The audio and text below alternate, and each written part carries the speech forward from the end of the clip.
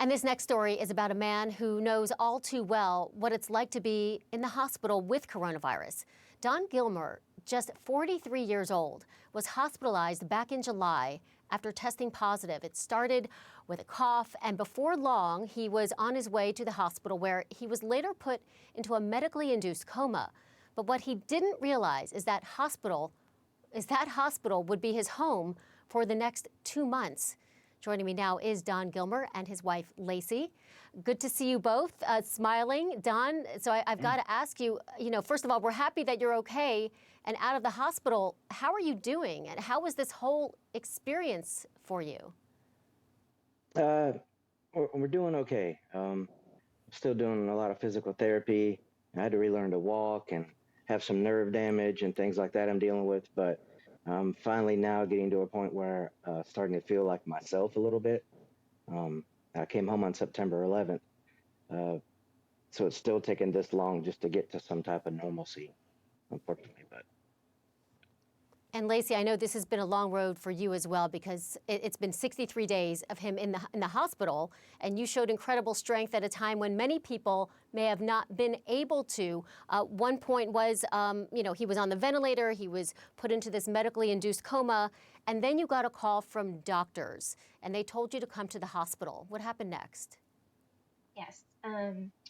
So they just told me they didn't know if he would make it through the night, and that I could come up and spend some time with him, just in case he didn't. So I drove to the hospital, and they let me stay for a couple hours, and I just just was there with him, told him that he was doing great, and they were taking such good care of him.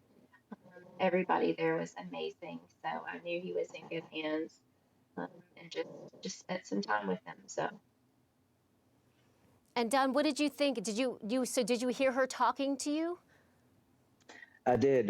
Anybody that knows Lacy knows that she has this sweet, tiny little voice. And my father was there too, and talking to me and uh, holding my hands and rubbing on me. But I do recall just hearing her voice, and I really think that that turned me around and it gave me strength to keep fighting and to not let that be my last night. Yeah, I hear that. Lacy, was there ever a point before all of this that you thought this could happen to you and your family? Absolutely not. I mean, we were being very careful and wearing masks and um, staying home pretty much. When we did have to run out, we would do the mask and the hand sanitizer, and socially distance. So we never thought that it would happen to us, and we actually didn't really know anybody at that point that it had happened to. So it was very shocking when he was as sick as he was. Don, were you surprised that you were in the hospital that long? Did you realize what was happening? Obviously not when you were in a coma, but when you finally came out of it, what were you thinking? I was very confused. I couldn't see very well. I didn't have my glasses or contacts. I had a tracheotomy, so I couldn't speak. Communication was very difficult. Um, my ears were stopped up from being on oxygen so long, and the left side of my body was really not moving. So, yeah, I didn't really know what was happening. And, all I knew is what the nurses and doctors were telling me, and just telling me to keep fighting, and I was gonna recover, and it was gonna take some time. And then slowly it got to where I was finally COVID negative, and I moved to a step down unit. And Lacy was able to come see me after about 40 days at that point. Um, so I'll never forget staring out my hospital room door, and I could hear her little feet coming down the hallway as fast as they take her. And uh, just the feeling of finally seeing her, again after that long. So.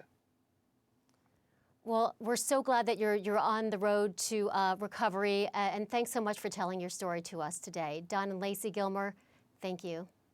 And we'll be Thank right you so back. Thank you. much.